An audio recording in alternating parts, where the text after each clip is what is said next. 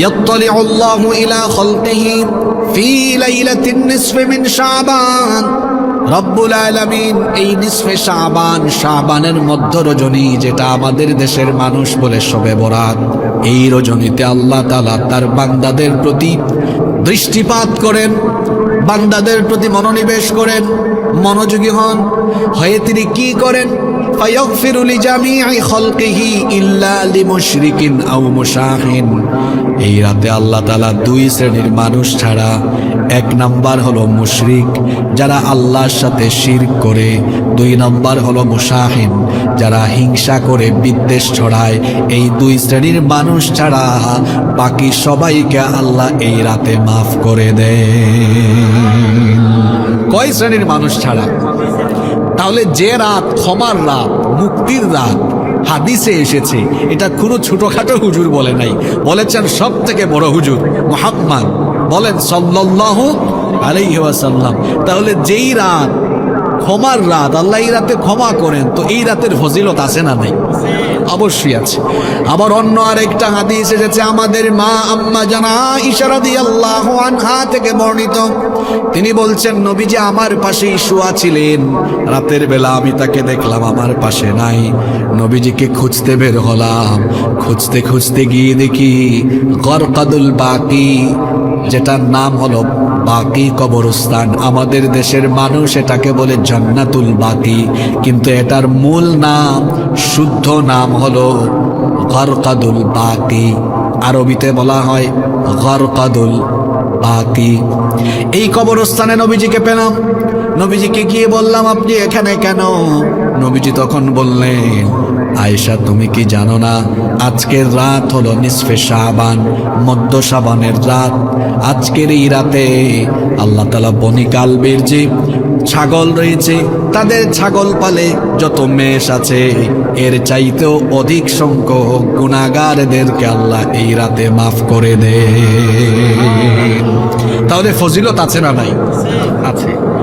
এই রাতে অনেক তাবেঈ সালফে সালেহিন গণের অনেকে এই রাতে একাকী ইবাদত বন্দেগী করেছেন, মর্মে অনেক বর্ণনা আছে। কেউ যদি একাকী ইবাদত করে, তিলাওয়াত জিকির আজকার করে, এতে কি বাধা দেওয়ার কোনো কারণ আছে? তবে এটাকে উৎসবের রাত বানানো যাবে না। কেউ কেউ আছে এই রাতে, আপনাদের এলাকায় আছে কিনা জানি না, চট্টগ্রামে আছে, হালুয়া রুটি বানায়, তারপরে সারা রাত চক্কর দেয়, ঘোরাঘুরি করে, আতশবাজি ফুটায়, লাইটিং করে, আলোকসজ্জা করে, মানে একা একা কোনো ইবাদত বন্দেগীতে নাই, বরং সামষ্টিকভাবে সবাই জড়ো হয়ে এটাকে উৎসব বানিয়ে ফেলেছে। এরকম উৎসব বানাতে আপনাকে কোনো হাদিসে উদ্বুদ্ধ বা উৎসাহিত করা হয় নাই। ক্ষমার রাত হিসাবে আল্লাহর ক্ষমা পাওয়ার জন্য আপনি একাকী নীরবে নিভৃতে আল্লাহকে ডাকতে পারেন, কোনো অসুবিধা নেই। আমাদের দেশে ওনাকে আলেম কিভাবে বলবো, কারণ উনি যে ভাষা ব্যবহার করেছেন এটা তো খুবই কষ্টদায়ক। ওনার নামের আগে শায়ক বললে শায়ক শব্দটার অপমান হবে। শায়ক আকরামুজ্জামান, আপনারা হয়তো সোশ্যাল মিডিয়ায় এই বক্তব্যটা অনেকে শুনেছেন।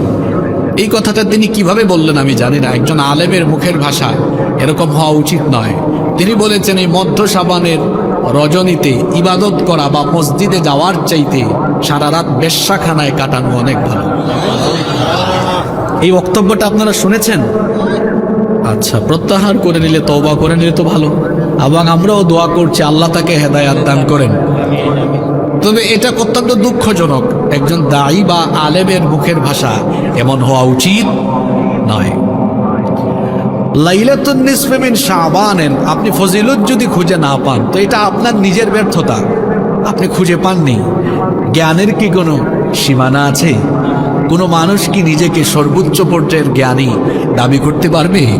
প্রত্যেক মানুষের জ্ঞানগত সীমাবদ্ধতা আছে না নাই? আপনি পাননি, যারা পেয়েছেন তাদের কাছে যান, গিয়ে বলেন কোথায় কোথায় পেয়েছেন।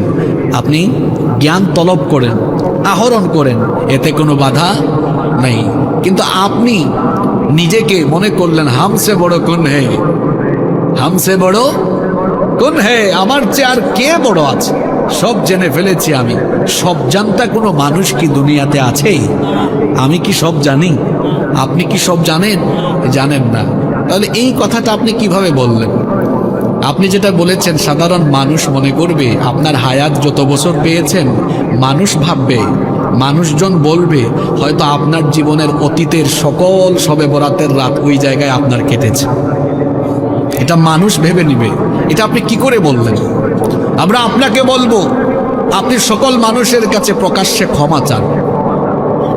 সকলের কাছে ক্ষমা চাওয়ার পরে আপনি আল্লাহর কাছে কান্নাকাটি করেন, তাওবাতান নাসুহা করেন, আল্লাহর কাছে মাফ চান, ক্ষমা চান। আমরাও আপনার জন্য দোয়া করছি, আল্লাহ যেন আপনাকে সহ আপনার আশেপাশের সকল লোককে হেদায়াত দান করে। এরা মাঝে মাঝে এমন এমন কথা বলে আমাদের হৃদয়কে ক্ষতবিক্ষত করে দেয়। 6-7 মাস আগে এরা ফিলিস্তিনিদেরকে জঙ্গি গোষ্ঠী বলেছে। আমি ওই শায়কের নাম নিলাম না। আপনারা জানেন কি জানেন না, এত বছর ধরে বাংলাদেশে শুনতাম যে এরা নাকি ইহুদিদের পক্ষে কথা বলে। মানুষজন বলতো, আমরা কখনো বলি না ইহুদিদের দালাল, আমরা বলতাম না। কিন্তু এইসব বক্তব্য যখন আপনারা দেন তখন মানুষ ধরে নেয়, ওই যে গ্রামে গঞ্জে একটা প্রবাদ আছে, যে যার নুন খায় সে তার গুণ গায়। তা আপনারা ফিলিস্তিনিদের পক্ষে কথা না বলে ইসরায়েলের ইহুদিদের পক্ষে আপনারা কেন কথা বলেন? তাহলে তো মানুষ বুঝে নিবে তলে তলে ইহুদিদের নুন খাইতেছেন, মানে ইহুদিদের ডলার খাইতেছেন, খায়া খায়া ইহুদিদের পক্ষে আপনারা সাফাই গাচ্ছেন। আমি যে কথাগুলো বলেছি, আমি কি ওনাদের বিরুদ্ধে মিথ্যা কোনো প্রপাগান্ডা ছড়িয়েছি? ওনাদের বক্তব্যগুলো আছে, তো আপনি শুনে নেন আমি সত্য বলেছি না মিথ্যা বলেছি। আল্লাহ তাআলা এই ধরনের লোকদের থেকে এই জাতির মানুষকে হেফাজত করেন, বলেন আমিন। তাহলে আজকে যে রাতে আমরা এখানে বসেছি, রাতটারও অনেক দাম আছে, ফজিলত আছে। এই বরকতময় রাতে আমরা আল্লাহর কোরআন শুনতে বসেছি। আমরা আবারও জোরে সোরে শুকরিয়া আদায় করে পড়ছি আলহামদুলিল্লাহ।